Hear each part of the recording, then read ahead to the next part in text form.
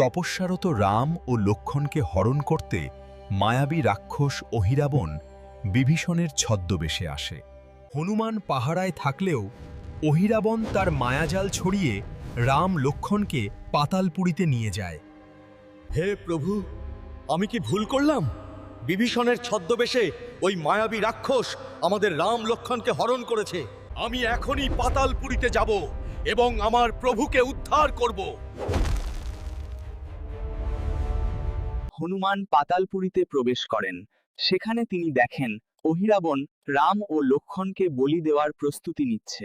অহিরাবণকে বধ করা সহজ ছিল না, কারণ তার প্রাণ লুকিয়েছিল 5টি ভিন্ন দিকে রাখা 5টি প্রদীপের শিখায়।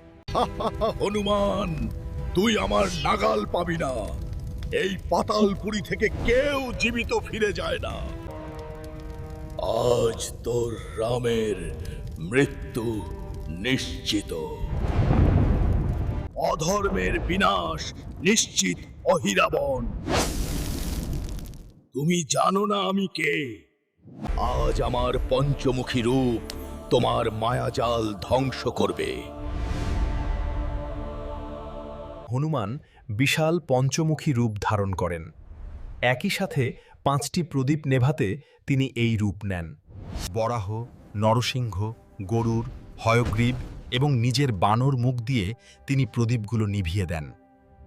না, এ অসম্ভব।